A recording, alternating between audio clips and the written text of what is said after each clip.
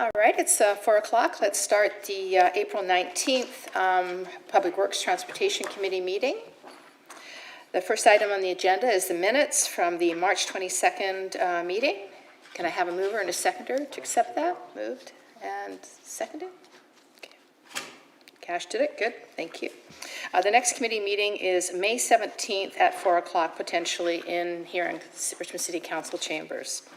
Are there any changes or additions to the agenda? I believe Councillor Wolf.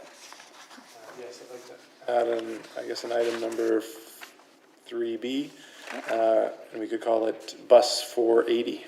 Bus 480. All right, thank you very much. Are there any other additions or changes to the agenda? All right, having said that, do I have a motion to accept the agenda as amended and seconded? Thank you very much. Okay, the first item on the agenda is the Azure Road Neighborhood Results of Residential Permit Parking Review. I think we have, thank you very much. Sonelia Hingoria, have I said that right? Yeah, do you have anything to add to your report?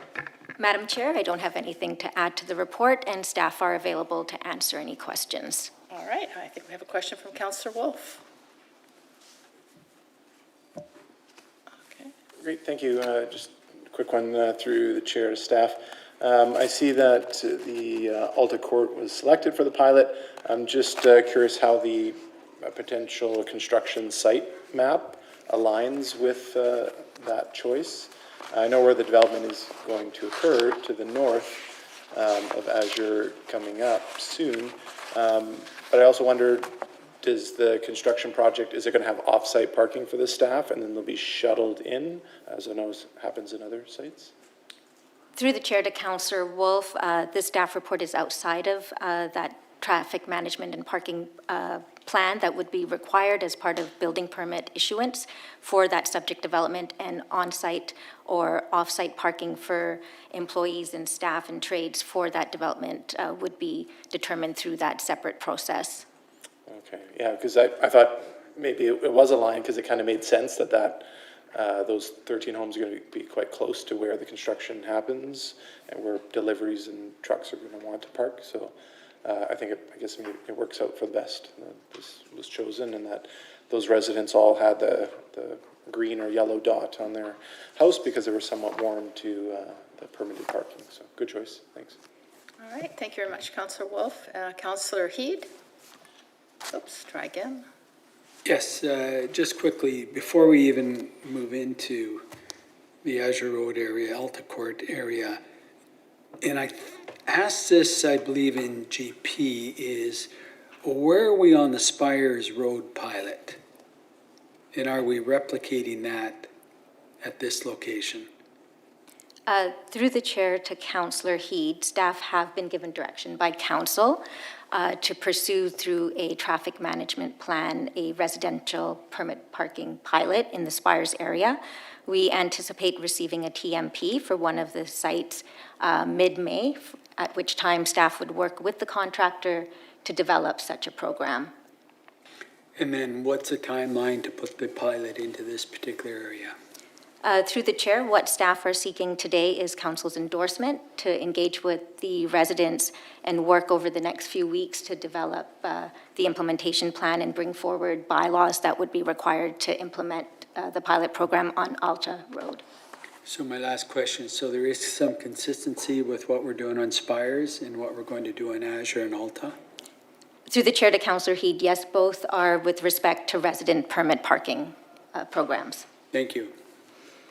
All right, well, I'm glad that we did this review because I think it's important to recognize that when it comes to parking, when you're near either a construction site or something like as important as the hospital, it really does affect local residents. I was surprised by the results of the survey, and I'm glad that we mailed out, I think it was 400 and hundreds and hundreds of surveys, and I'm glad that we did to find out what the feeling is of the neighborhood. So I think it's wise to go ahead with this pilot project, see how it rolls out, and if it's successful here, we could potentially use it in other areas as well. So yeah, if there aren't any other questions, I don't see any. Okay, moved and seconded. Thank you very much. All those in favor? We're good to go. Number 2 on the agenda is the 2023 National Public Works Week, May 21st to May 27th, and it's going to be connecting the world through public works. We have Mrs. Bycraft here, and you want to introduce your cohort? Madam Chair, it's my pleasure to introduce Deborah Price Day. Deborah is a program manager working in Public Works Operations, and she is supporting the Water Services Group, and she's responsible for the outreach and education as a component of her portfolio. I'm happy to introduce her. Staff have nothing to add to the report, but are happy to address your questions. Thank you, Ms. Price, and welcome. And what would you like to tell us about this report? I would like to highlight that our in-person through the chair, or Madam Chair, I'd like to highlight that this year we are very happy to announce that our in-person events are going to come back in May. One of the events is going to be Project WET. That is our school education program. And we're going to be inviting 8 elementary school classes from the City of Richmond to come to the Works Yard and learn all about what Public Works does. And then on May 13th, we're going to have our Public Works open house at the Works Yard as well, where we're expecting upwards of 8,000 people to attend. Wow, you're going to be a busy lady getting all that arranged. That's always a big hit in Richmond, and I'm actually thrilled that COVID has taught us how to do it virtually, but also now that we can finally do it open, to maintain the virtual side of it. It's nice for people who can't make it out for whatever reason. So very exciting event. Do we have any questions or comments? Okay, having said, seen none, I have motion to receive for information. Thank you very much, Councillor Wolf. Seconded. Thank you very much. That is passed. Third on the agenda is, zooming in here. Third on the agenda is the Recycling Solid Waste Management Report for 2022, called Taking Action to Reduce Waste. And we have Ms. Nishi here to speak to us. Is there anything you'd like to add to the report? Madam Chair, nothing to add to the report, but happy to take any questions there may be. All right, okay. Councillor Wolf, you have a question of staff? Try again. Great, yeah, thank you. Just through the chair to staff, just a first comment and then 2 questions. I'd like in the report, not the staff report, but the actual glossy, nicely colored, photographed report. The nice summary on our page PWT 37 that kind of highlights the 7 big highlights from top accomplishments, as they're called, from last year. So I think that's great to promote that through the social media channels as the last item highlighted in that report. I'd like to ask about, in the staff report at the beginning, page 27, 28, 2 items in the moving forward. So the first one, as a result of the passing of the circular economy, circular city strategy yesterday, or not yesterday, Monday, the point there where it's evaluate a bike reuse program at the recycling depot and explore other reuse options for encouraging circular initiatives. So that's going to be something we do this year. We're going to evaluate the bike reuse. Do we have any stats right now, like how many bikes do we have in the program? And then the second part to that, what other items do we think we'll put in next as a reuse option for people? Through the chair to Councillor Wolf. So the bike reuse program has not been implemented yet, but based on our research and communicating with our recycling depot attendants, it's estimated that we receive about 10 to 15 bikes at the recycling depot per week. So it does have a substantial amount. And then moving forward, we are open to looking at all types of items for repair and reuse. We haven't necessarily identified specific items moving forward. Right now, we're just focusing on bikes. Okay, to follow up on that then, through the chair, do we have, I know with the rejigging of the layout for the recycle depot, do we have space to store bikes there, or would they be on a trailer that they can be moved, or maybe a class would like to use them for their hub cycling program? Is it a way that they could be movable or picked up one at a time at the site? What were we thinking for that? Through the chair to Councillor Wolf, that is something that we would have to identify through the study. Preliminarily, we have looked at multiple locations at the recycling depot, so there are opportunities. And about the trailer, having it mobile, that's still being looked at? Yeah, that would be dependent on if we partner with any other nonprofits, for example. Yeah, okay. Yeah, I think Hub, they've had photos of bikes on trailers, so maybe they have a lead into that. My last question to the chair is on the last bullet. This is at the top of page 28, the trash skimming device. I'm always interested to hear how it's doing and what it's finding, and any updates you can give us today on its progress. Yes, through the chair to Councillor Wolf. So unfortunately, we have not yet installed the trash skimming device due to weather concerns with freezing water at the wharf. So we are targeting to have that installed this quarter. Great, thanks so much. That's all. I mean, that's on, oh, there we go. Back again. There we go. I can understand that. It was hailing today. I mean, what's with that? It's the end of April. This is crazy. Any other questions from council?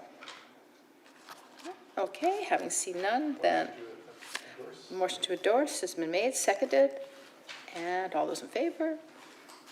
And that's approved. So item 3B was an item that Councillor Wolf wanted to put on the agenda. This regarding bus 480. I'll let you take over, Councillor Wolf. Thank you very much.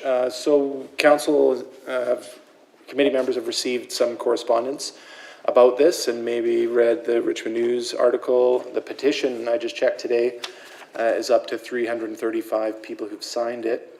For those who are not familiar, the 480 express bus would take people from Richmond. You get on that one bus and it ends at UBC. So great for students, great for people who work there, and we've had it canceled. So at the start of the pandemic, the TransLink started to, or actually used to be 35 round trips per weekday. Then it was cut down to 17 per weekday, and now it's cut to 0. At the same time, a West Vancouver bus, I think it was also an express bus, was canceled, but there was some request, I believe, from the municipality to reinstate it, and it was. So I think that's maybe what needs to happen here. I'm not privy to the discussions that happen at the TransLink board. I believe we don't have staff that go to those meetings either. I think it would only be Mayor Brody, or maybe we do have staff that go. So I'd just like to know what type of action could be taken at this level to express what our citizens and users of this bus are saying and feeling.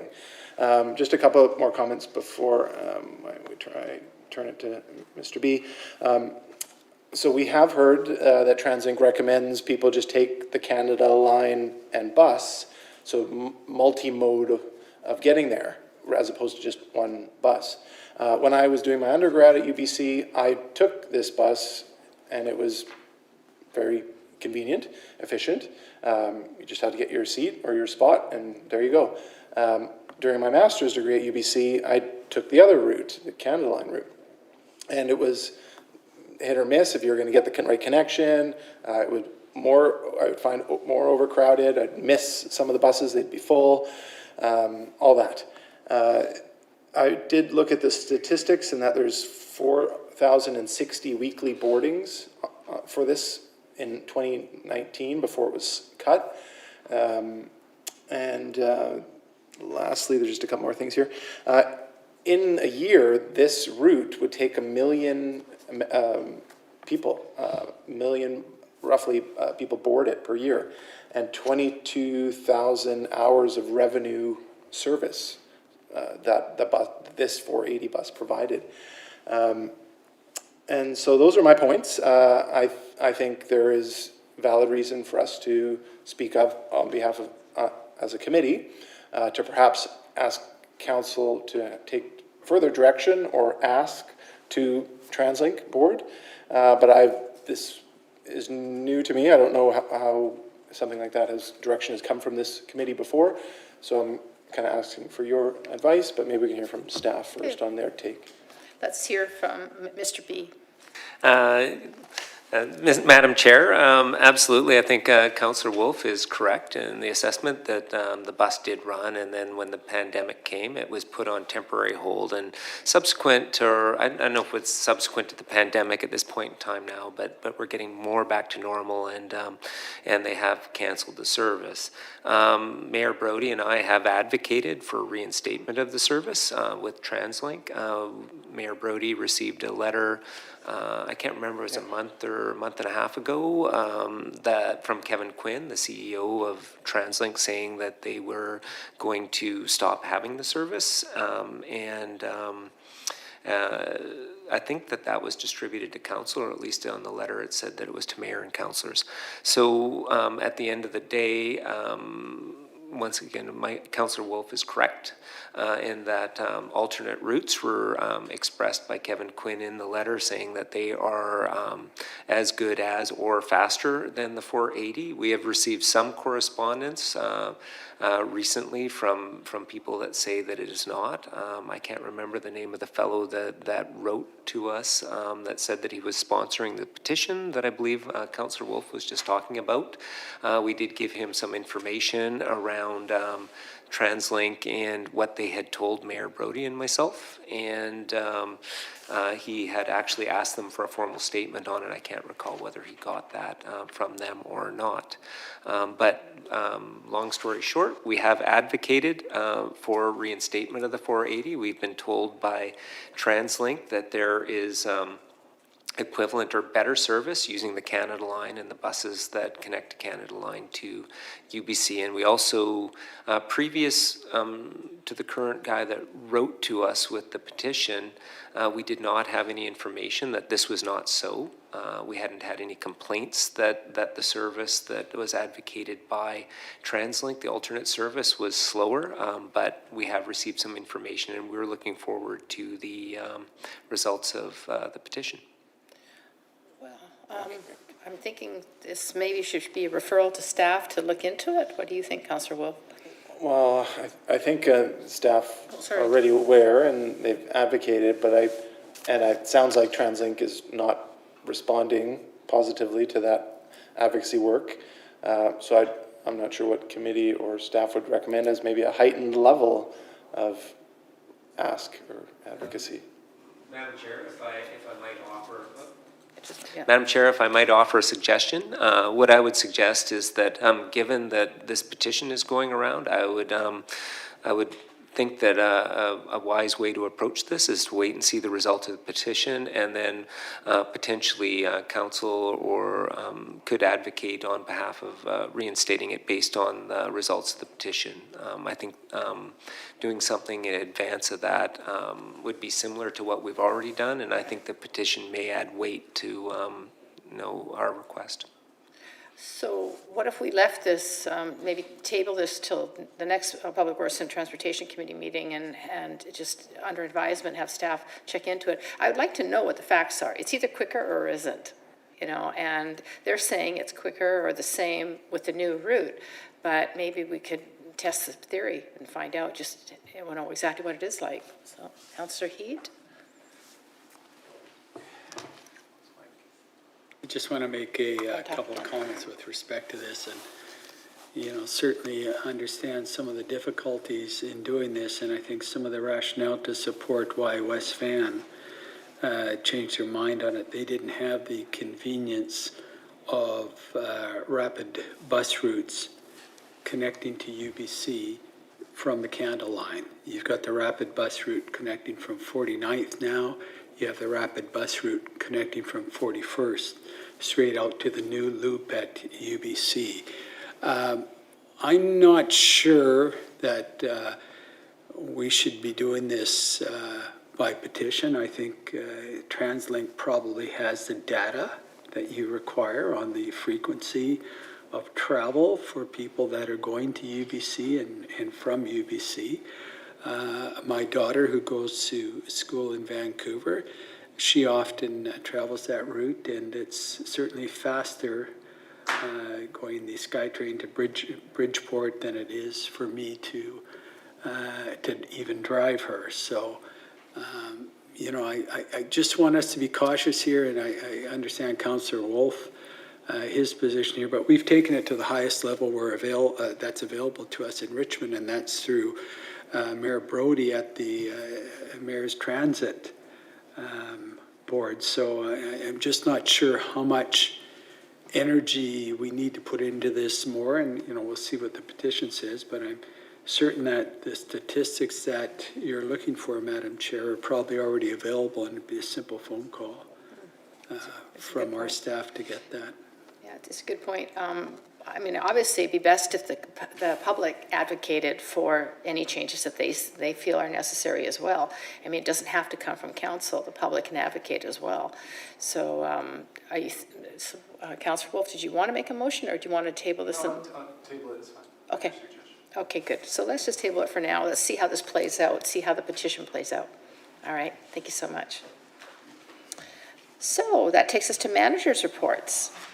I'll just come back. Yeah.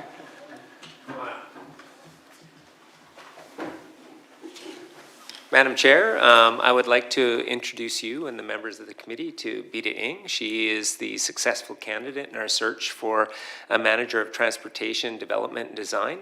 Bita has worked for the city for approximately 8 years. She's worked for us in the engineering department prior to this appointment, and we're super excited to bring her up to the 7th floor to help us with our transportation issues and remedies. Well, welcome to Singh, and congratulations on your new promotion. Thank you, Madam Chair. Thank you. Oh, sorry. Councillor Heed has... Thank you, Madam Chair, and a bit of my pet peeve, because I'm getting some pressure from the east side of Richmond with respect to number 5 Road in Cambie again. And some information that's been brought forward, and Mr. Bai, if you can just confirm it, or Mr. Irving, that the issues that were explained to me on the purchasing property to make the left turn lanes there was also discussed in 2020, and they were told at that time, this is according to them, in some notes that I've read, that in 2020, they were going to look at purchasing the area that was required to make the left-hand turn lanes there. So I just, I've got a meeting with them this evening. I just want to ensure that the facts are correct, or if we're incorrect, at least I can ensure that they're corrected. Through the chair to Councillor Heed, unfortunately, property acquisition, we can't put it on a definitive timeline.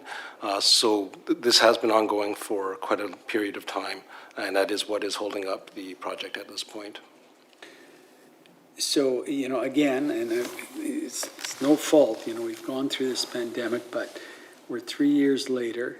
It's one of the dangerous intersections in Richmond, and we have no idea when in fact we'll be able to come up with something for the community in East Richmond that have to travel that day in and day out. I just, I know everyone's working as hard as they can on this, but I just don't want us to lose sight of the fact that we have to do something, because we're 3 years later when this was put aside and dealt with. And I think some of the councillors are aware of how long this has been going. I know I've had conversations with Madam Chair and Councillor Liu with respect to this. So I just would like to see some type of movement. We could give some comfort to the community that it's in play. Yeah, my concern is if it has to do with land acquisition, that would have to be an in-camera matter. So if there are questions that need to be answered on that end of it, then we would have to go into an in-camera meeting. Yeah, I'm not concerned about that. I'm sure staff, they've gone through this before and know how to go about doing it. I just, I guess, on a priority level, I think this is right up there. Thank you. Okay, thank you very much. Are there any other manager reports? Yes, Madam Chair, one additional update. I'm pleased to advise, excuse me, to to advise committee that in addition to the Public Works Open House returning to in-person, the Capital Projects Open House is happening in person today at City Hall between 3 p.m. to 7 p.m. Pardon me. It highlights a number of capital projects from various departments throughout the city, and in addition to the public art. The information is also available online, and the interactive question period will be open online until May 7th, and the information will remain available on the website for the remainder of the year. Well, thank you, Mr. Chan. Given the excitement out in the atrium hallway, I'm sure there'll be lots of questions online after we conclude the open house at 7 o'clock tonight. So thank you for doing a great job with that. All right, are there any other managers' reports? If not, okay, I call for adjournment. And second, all right, we are adjourned. Thank you very much.